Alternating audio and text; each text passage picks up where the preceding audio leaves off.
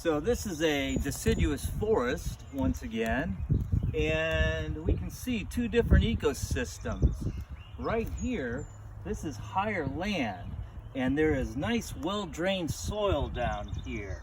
And these trees, which is a mix of oak, wild cherry, maple, ash, and elm, their habitat is well-drained soils in the deciduous forest. And in this deciduous forest, we could have habitat for, well, all sorts of things, like eastern gray squirrels. Their habitat, they like to be way up high in the trees where they build their nests. But chipmunks can be down low here. We could have some skunks in here and some cotton-tailed rabbits in this habitat.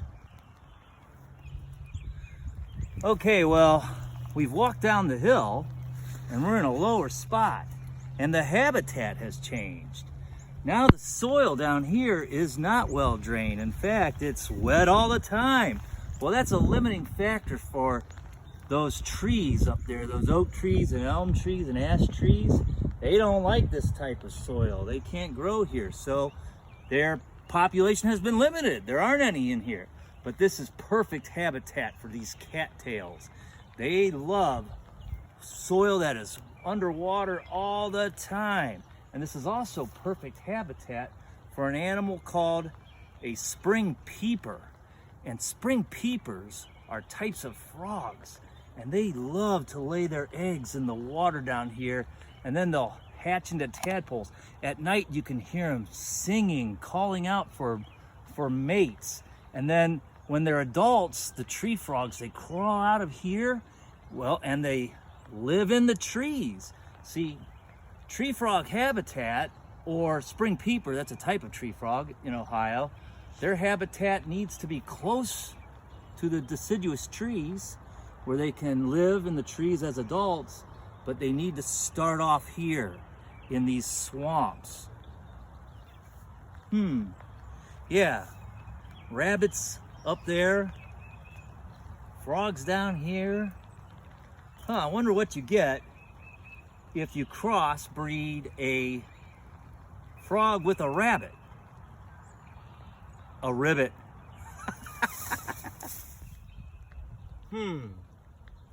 Frogs.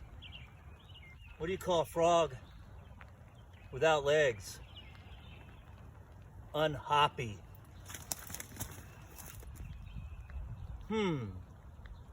Frogs. What do you call a frog without legs? Unhoppy. Wow, see, habitats can be very specific. Like this is a den tree.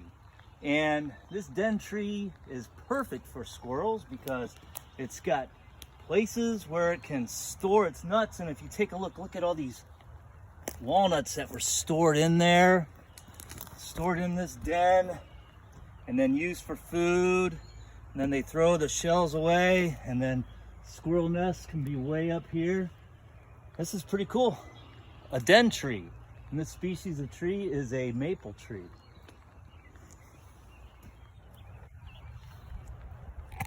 Ready?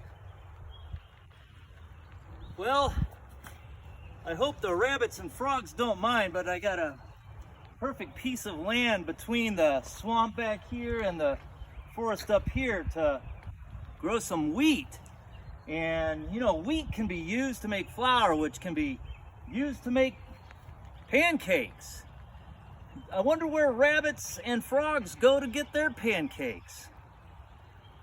IHOP.